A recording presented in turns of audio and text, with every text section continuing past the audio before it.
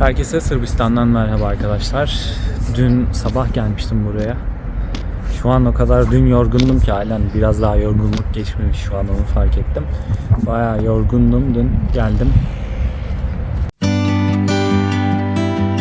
Herkese Sırbistan'dan merhaba arkadaşlar. Bugün Belgrad'ı gezecektim. Dün gelmiştim. Ankara'dan direkt uçuşla gelmiştim. Uçak biletini daha önceden aldığım için yani fiyatı uygundu. Şu an fiyatı söyleyeceğim ama o fiyatı bulmak biraz imkansız gibi bir şey olabilir. Tek yön 600. Buradan dönüşüm de Ankara'ya tekrardan 900 TL'ydi. Yani totalde gidiş dönüş 1500 TL. Ama dediğim gibi ben bunu kampanyalarla ve ekstradan kampanya kodu vardı. Bu uygulama üzerinden aldığım için ya o zaman bayağı uygundu. Biliyorum hani şu an bu videoyu yayınladığım tarihte de şu an benim olduğum tarihte de bu fiyata bulmak biraz imkansız. Ama burada nasıl bir şey yapabilirim? Sizin için böyle uygun gördüğüm biletleri paylaşabilirim. Ama bu tarihe göre değiştiği için tavsiyem sürekli farklı sitelerden böyle onların incelemeniz olur. Hatta şehir merkezine de otobüsle gelmiştim havaalanından. Aynı zamanda taksi de geliyordu. Taksi de yaklaşık 18 euro olması lazımdı. Çok pahalı değildi. Ama gerek yok. Şu an hani aciliyetim olmadığı için hani taksiye kullanmadım. Otobüsle geldim ve ayrıca toplu taşıma da Sırbistan'da daha doğrusu Belgrad'da ücretsiz. Diğer şehirlerde ücretsiz mi bilmiyorum. Hani bu resmi olarak oldu. Hani bu bazıları önceden işte kaçak olarak biniyordu, bilet basmıyordu. Daha ücretsiz diyordu ama öyle bir şey yoktu eskiden. Şu an ücretsiz oldu resmi olarak da. Havaalanında da gelirken bir tane küçük minibüs tarzı var. Onlar yine ücret alıyorlar. Ama normal otobüslerden de sanırsam bir tanesi alıyor. Oradan merkeze gelmek için 600 numaralı var, 607 var, bir de 72 var. 600'a bindiğiniz zaman tekrardan aktarma yapmanız gerekiyor. Şehrin tam merkezine gelmiyor. Bir yerden tekrar aktarma yapmanız gerekiyor. Ama 72 idi yanlış hatırlamıyorsam. Ben 72 ile gelmiştim, evet. 72 direkt geliyor. Bunu da yine Google haritalardan, Yandex'ten takip edebilirsiniz. Doğru bilgiler veriyor genelde. Yanlış bilgiler olmuyor. Ve oradaki otobüsler tam o saatlerde geliyor hemen. Sadece o minibüsler ücretli. Normal diğer otobüsler şehir içindeki ücretsiz. Ya hatta ben acaba dedim ki bir yere basıyorlardı. Sonra baktım zaten hiç kimse basmıyormuş. O yüzden hani resmi olarak da zaten böyle bir şey olduğunu önceden biliyordum. Ama önceden öyle bir şey yoktu. Hani şu bazıları biniyordu ya işte bedava diyordu ama halbuki onlar kaçak olarak biniyordu. Ya dün çok aşırı yorgundum. Ya sabah ve gece yolculukları genelde böyle yorucu oluyor. Şu anda ışığı bozmamak için sürekli aynı yerde duruyorum. Yani o yüzden dün bayağı dinlendim. Sabah kaçta gelmiştim? 9'da gelmiştim buraya. İşte merkeze geçtim. Bir şeyler filan yedim. 12 filan oldu. Hostele geçmiştim. Burada da hostel tutmuştum. Onun da yine videosunu paylaşırım. Ya ama biraz pişman mı oldum desem ya, bir tanesi durmadan horladı sabaha kadar, uyutmadı. 2 kişi horluyordu. Bir tanesi ara sıra duruyordu yine de. Diğeri hiç durmadan horladı sabaha kadar ya. İstisnasız bir şekilde. Ya böyle insanları hostele almamaları lazım bence ya. Horluyorsan hostele gelmeyeceksin. Yani bunu bilmen lazım. Gerçekten o canımı çok sıkmıştı. Gece durmadan uyanıyordum onun yüzünden zaten. O yüzden şu an biraz o yüzden sinirliyim. Size karşı değil bu sinirim. Yani bayağı sinirlendirdi çünkü durmadan horluyor. Yani ya madem böyle bir olabilir, yani insanlık halin mi desem olabilir ama o zaman hostele gelmeyeceksin. Bu arada hostelde tutma sebebim şuydu, hostelde kalma sebebim ya otel fiyatlarına baktım biraz yüksek geldi zaten, bunun öncesinde de tatile gitmiştim. Ya işte böyle şeylere katlanmak gerekiyor, yoksa sürekli olmaz yani, sürekli bu şekilde hani her zaman yapamam o şekilde, çok baktım pahalıya denk geliyor. Zaten yine son anda yapmıştım ama bunu biraz yine de baktığımda fiyatları biraz yüksek geldi gerçekten, 35-40 euronun üstündeydi. Şu an o kadar harcarsam hani belki çok büyük bir para değil ama 7 gün boyunca yaklaşık burada olacağım. 7 gün boyunca öyle harcadığım zaman sadece konaklamaya 350-400 eurom gitmiş olacak. Ya belki ama 2-3 kişi geldiğiniz zaman şöyle bir avantaj oluyor. Odanın parasını verdiğiniz için odada birden fazla kişi de kalınca aslında ücret bölünmüş oluyor ve böylelikle uyguna geliyor. Ama ben tek olduğum için mecburen odanın tamamen parasını tek başıma ödemem gerekiyor. O yüzden pahalıydı. Ya onu da işte çok kişi kaldığı için hostelde hemen hızlıca oradan bir video çekerim arkasına, sonra ses eklerim, gösteririm. Hani bazen böyle de oluyor. Böyle şeylere de katlanmak gerekiyor yani. Her zaman her şey öyle konuşamadım. Öyle gözüktüğü gibi mükemmel olamayabiliyor. O yüzden çok da buna takılmadan gezmeye bakacağım. İşte burayı gezdikten sonra yine çok uzuyor video ya. Bunlara çok dikkat etmem gerekiyor çünkü video çok uzadığı zaman çok saçma yerlere gidebiliyor, gereksiz uzuyor. Burayı, Belgrad'ı gezecektim bugün ve yarın. Sonrasında Novi Sad'e geçecektim. Sonra Subotico'da olabilir. Subotica'da. Buraya geçecektim. Sonra oradan tekrar Niš'e dönüş yapıp Niš'i gezecektim. Oradan belki bir yeri daha gezerim veya son gün yine Belgrad'da takılırım. Böylelikle bitmiş olur. Şimdi burada Belgrad Kalesi'ne geldim. Buradaki meydanda gezilecek yerler var. Buraları gezecektim. Mikrofonum olmadığı için burada konuşup ilerleyen yerlerde çok konuşma fırsatım olmayacaktı. Çünkü konuştuğum şeyleri duymazsınız büyük ihtimalle. O yüzden de burada hızlıca anlatayım. Buradaki Kale Megdan olarak geçiyor ya da Belgrad Kalesi'nin olduğu yer. Burası zaten merkezi bir yerde. Şöyle tam arkamda oluyor ama şimdi güneş şöyle şu arka kısımda oluyor. Burası zaten merkezi bir yerde. Yine ulaşım da ücretsiz olduğu için zaten otobüs ve tramvayla gelebilirsiniz. Hiçbir sorun yaşamadan. Şimdi çok fazla durmadan yürüyeyim artık dedim. Şimdi bir tane de köpek geliyor küçük. Buraya gezecektim işte. Sonrasında ya burada gezebileceğiniz birkaç nokta var. Ya bunları dediğim gibi şu an daha bunlar benim ilk videolarım olduğu için gerçekten hiçbir şey böyle planladığım gibi güzel bir şekilde geçmiyor.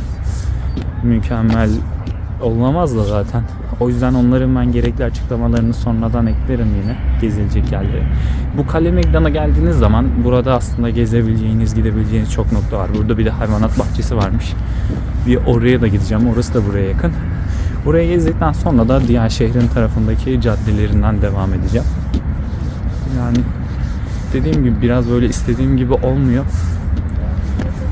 Daha böyle güzel planlarken videoya başlayınca her şey böyle daha saçma bir hal alabiliyor. O yüzden de yapacak bir şey yok. Uzun bir süre daha videolar bu şekilde biraz kötü bir şekilde devam edecek maalesef, istediğim gibi değil. Şimdi yavaşça artık ben normal çekimlere devam edebilirim.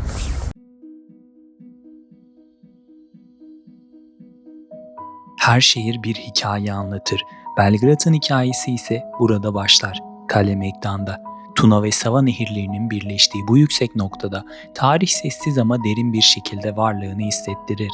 Yüzyıllar boyunca bu topraklarda Roma lejyonları yürüdü, Bizans surları yükseldi, Osmanlı sancakları dalgalandı, Avusturya top sesleri yankılandı. Her dönem kendi izini bıraktı bu taşların arasına. Kale Megdan ismi Türkçe'de kale ve meydan kelimelerinden gelir. Eskiden surların önündeki geniş düzlüğü tanımlamak için kullanılırdı. Bugün ise Belgradlıların nefes aldığı en güzel noktalardan biri. Bu alan yalnızca bir kale değil, şehrin belleği, geçmişle bugünün buluştuğu yer. Sabah yürüyüş yapan insanları, parkta oturan yaşlı çiftleri, manzaraya dalmış gençleri gördüğünüzde Belgrad'ın nasıl bir dengeyle yaşadığını fark edersiniz. Huzur ve tarih yan yana. Uzakta Pobednik heykeli yükselir. Sırp halkının özgürlüğünü simgeleyen o sessiz figür nehirlerin birleştiği noktaya bakar. Onun ardında ise modern Belgrad uzanır. Kale Megdan bu şehre atılan ilk adım gibidir. Geçmişin sesiyle bugünün nefesini aynı anda duymak isterseniz Belgrad sizi önce buraya getirir. Evet arkadaşlar, şimdi aşağıdaki yoldan kaleye çıktım, ben şuradan birazdan göstereceğim. Buradan geçerken de şöyle küçük bir yer altında bir kilise vardı. Buranın adını bilmiyorum çünkü burada böyle bir şey olduğunu bilmiyordum. O yüzden bunu ismine bakıp videoyu yaparken açıklamalar kısmına eklerim. Böyle küçük bir mağara tarzı, yani yer altındaydı. Böyle yer altında değil ama aslında üstünü böyle kapatmışlar. Yine de biraz mağaraya benziyordu. Çok fazla bilgim yok çünkü hiç burada ne olduğunu bilmiyordum. Çıkarken öyle gördüm, bakmak istedim. Ben şimdi nereden buraya çıktığımı daha biraz üst noktaya çıkınca ya da buradan da gösterebilirim aslında. Şimdi şu aşağıdaki, ben şuradaki binaların olduğu taraftan gelmiştim. Oradan zaten gelince şöyle şurada bir patika yol var. O patika yolu takip edeceksiniz. Patika yolu takip ettikten sonra zaten buradan şurayı görürsünüz. Kale duvarlarının olduğu yer. Oradaki merdivenlerden yukarı doğru çıktığınız zaman gelmiş olursunuz. Zaten buradaki arkadaki yer iki nehrin tam olarak kesiştiği alan. Tuna Nehri Ve bu taraftan da Sava Nehri geliyordu sanırsam, ya da Sova, isminden tam emin değilim. Yani yanlış söylersem de düzeltin yorumlarda. Bu taraftaki gelen Tuna diye hatırlıyorum. Şu taraftan gelen. Şimdi kamerada ne kadar gözüküyor bilmiyorum da bu taraftan gelen de Sava Nehri olması lazım da tam ikisinin kesiştiği alanda aslında bu kale. Yani merkezi bir yerde. Ulaşım çok rahat, yürüyerek de gelebilirsiniz zaten. Tabii kaldığınız otel veya hostele bağlı olarak çok uzakta, merkeze uzak bir yerde tutmamışsanız buraya çok rahat bir şekilde ulaşabilirsiniz. Şimdi yukarıdan kaleye çıkmaya devam edelim artık. Kale Meydanı'nın iç kısmına adım attığınızda adeta bir zaman koridorundan geçersiniz. Bu kalenin temelleri Roma dönemine kadar uzanıyor. Yüzyıllar boyunca savunma hattı, askeri karargah ve gözetleme noktası olarak kullanılmış. Surların arasında dolaşırken fark edersiniz ki her taş geçmişten bir iz taşır. Bugün sessiz görünen bu alan bir zamanlar Belgrad'ın kalbinde atan tarihin tam kendisiydi.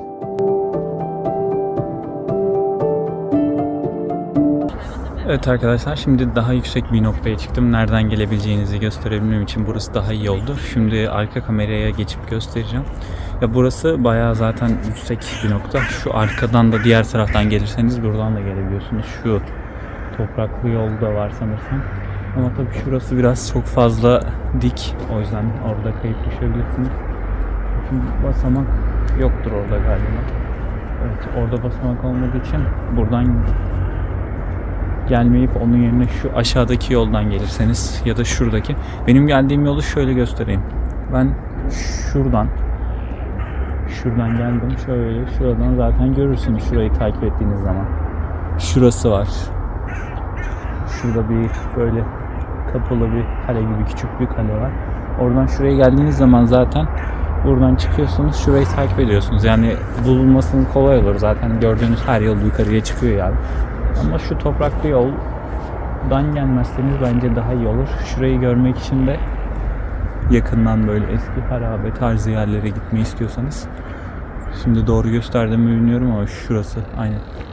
Diğer taraftan dolanıp gidebilirsiniz. Çünkü şurasını şöyle böyle pek buradan rahat çıkamayabilirsiniz. Özellikle çamur olduğu zaman kayabilirsiniz. Kale Meydan Kalesi'nin temelleri milattan sonra 1. yüzyılda Roma dönemine kadar uzanıyor. O dönemde burası Singidunum adıyla bilinen bir Roma askeri kampı olarak inşa edildi ve stratejik bir savunma noktasıydı. Bizans döneminde kale güçlendirildi, surlar ve kuleler eklenerek savunma kapasitesi artırıldı.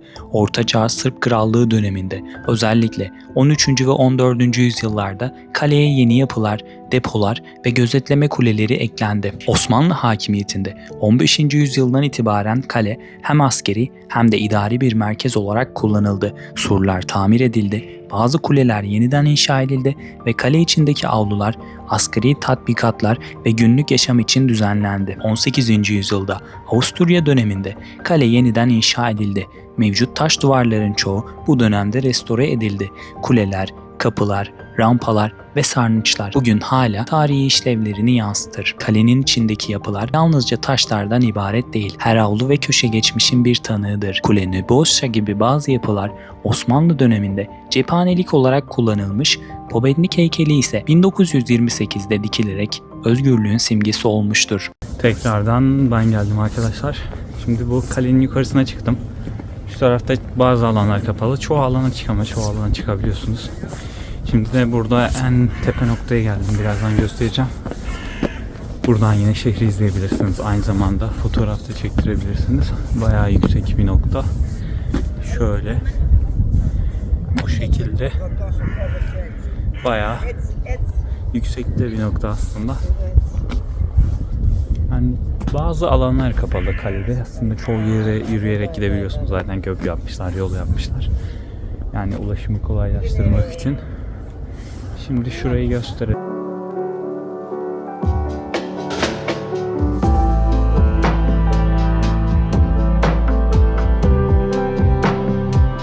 Arkadaşlar bu surlara şu an çıkabiliyorsunuz. Belki de yasaktır bilmiyorum. İnsanlar genelde çıkıyor ama burada genel olarak şöyle göstereyim. Şu uçlarda asla gelmeyin. Yani hiçbir güvenlik önlemi yok. Yani dengenizi kaybedebilirsiniz. Aşağısı şöyle. Hatta arka kamerayla göster. Yani bu uçlarda herhangi bir güvenlik önlemi falan olmadığı için fotoğraf, video çektirirken ya da gösterdiğim o kısımları gördünüz zaten. Orada herhangi bir güvenlik önlemi olmadığından dolayı çok fazla gelmeniz iyi olmaz. Konuşamadım. Yani buraya yasak değil, çıkabiliyorsunuz ama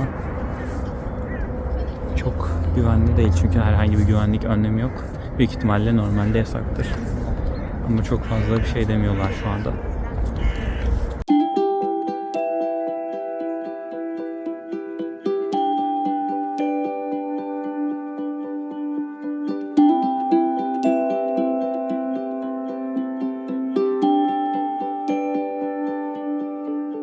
Belgrad, Balkanların kalbinde yer alan iki büyük nehir, Tuna ve Sava tarafından şekillendirilmiş bir şehir. Tarih boyunca Roma, Bizans, Osmanlı ve Avusturya Macaristan dönemlerinden geçmiş, defalarca el değiştirmiş ve her seferinde farklı kültürlerin izini taşımış bir merkez.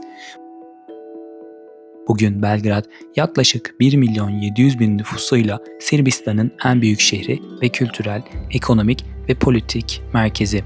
Şehir geniş caddeleri, tarihi meydanları ve canlı sokak hayatıyla dikkat çeker. Mihailova gibi yayalaştırılmış caddeler, kafeler, mağazalar ve sanat galerileriyle hem turistlerin hem de Belgradlıların buluşma noktasıdır. Kale Megdan Tepesi ve kalesi şehrin en önemli simgesi olarak Belgrad'a ilk adım atan ziyaretçilere hem manzara hem de tarih sunar. Buradan bakınca modern şehir ve nehirler birleşir. Geçmiş ve günümüz yan yana durur. Kalede sadece surlar ve kuleler yok, aynı zamanda askeri miras da sergileniyor. Tanklar, toplar ve diğer askeri araçlar şehrin savunma geçmişine ışık tutuyor. Bu eserlerden bir kısmı 2. Dünya Savaşı ve sonrasında Yugoslavya döneminde kullanılmış, bazıları Sovyet Birliği ve diğer Balkan ülkelerinden temin edilmiş, bazı toplar ve tanklar Osmanlı ve Avusturya dönemlerinden kalan eserlerin restorasyonu sırasında eklenmiş ve sergilenmeye başlamış. Buradaki koleksiyon yalnızca Sırbistan'ın değil, bölgedeki askeri tarihinde bir yansımasıdır. Her top, her tank bir dönemin stratejisini, savunma tekniklerini ve uluslararası ilişkilerini anlatır.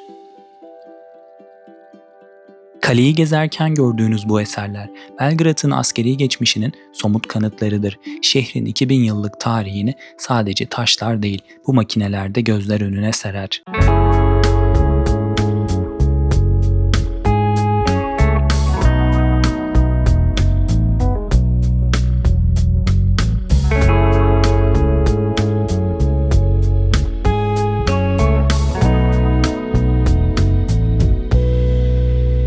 Could be sweet,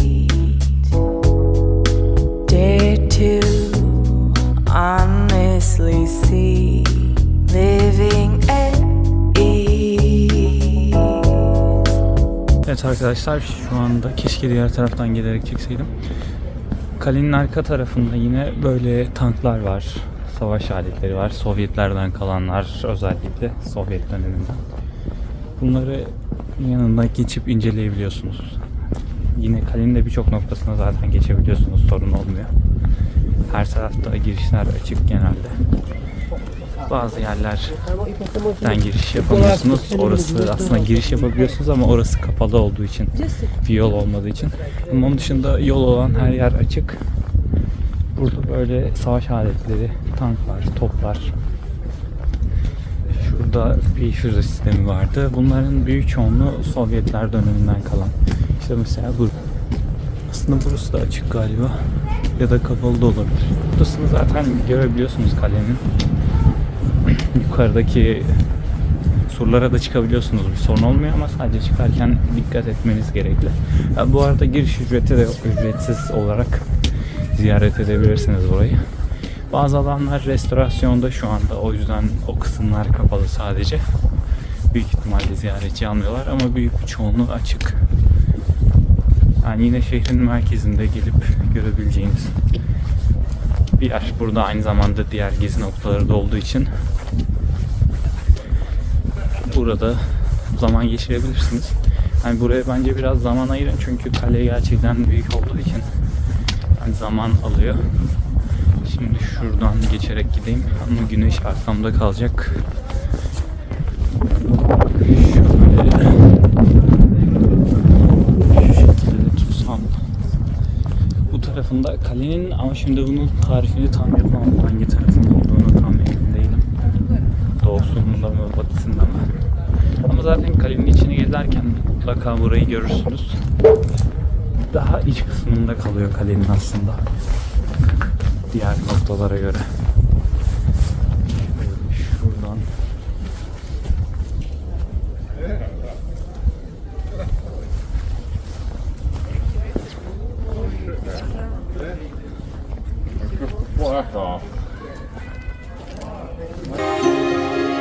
Savaş geride sadece yıkılmış şehirler bırakmaz. Kaybolan umutlar, kırılan hayatlar ve asla geri gelmeyen yarınlar bırakır.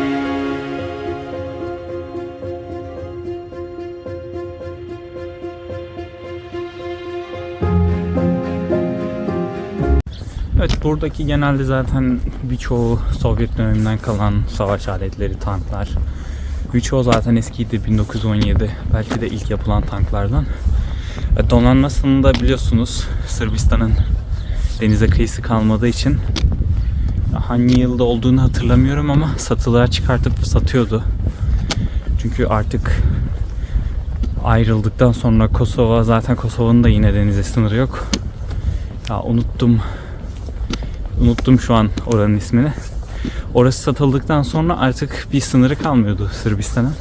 O yüzden donanmasını da satılığa çıkartıp satıyordu yıllar önce. Genel olarak güzel. Fiyat konusunda şu an için ilk izlenimlerime göre bence çok pahalı olmayan bir ülke. Orta diyebiliriz.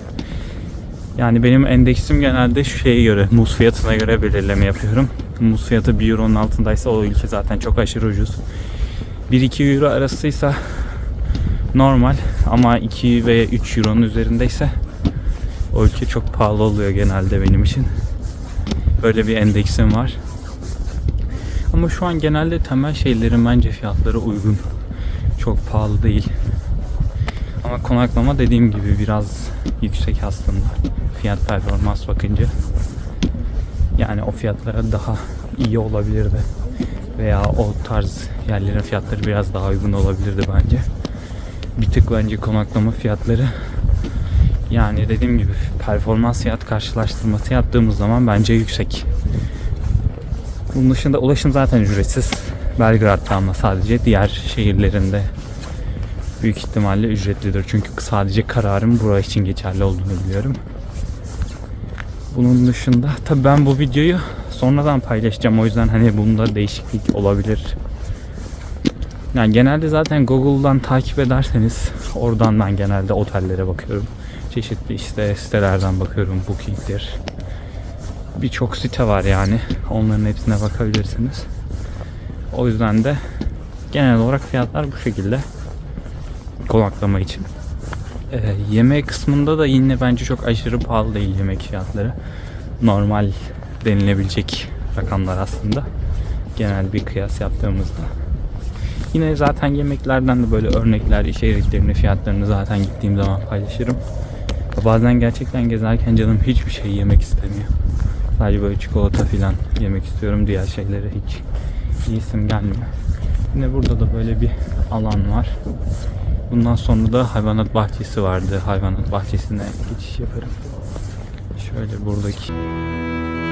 Belgrad, tarihi olarak zengin bir geçmişe sahip bir şehirdir. Milattan önce 6000. yılda Vinça kültürü tarafından yerleşim alanı olarak kullanılmaya başlanmıştır. Bu erken dönem yerleşim, bölgenin stratejik önemini ve verimli topraklarını göstermektedir.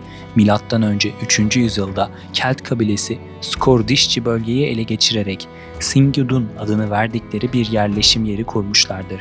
Bu isim Beyaz Kale veya Beyaz Şehir anlamına gelmektedir ve şehrin gelecekteki isminin temellerini atmıştır.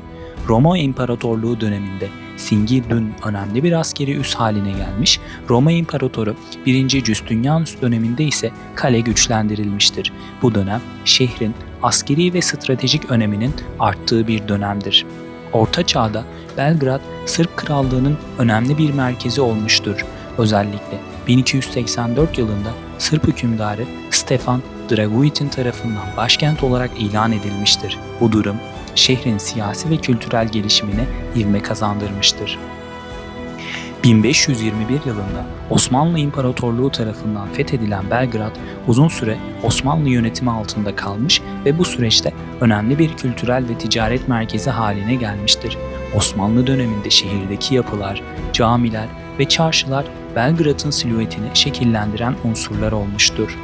19. yüzyılda Belgrad, Sırbistan Krallığı'nın başkenti olmuş ve modernleşme sürecine girmiştir. Bu dönemde inşa edilen yapılar ve altyapı projeleri şehrin modern yüzünü oluşturmuştur. Günümüzde Belgrad, tarihi mirasını modern yaşamla harmanlayan dinamik bir şehir olarak Balkanların önemli kültürel ve ekonomik merkezlerinden biridir.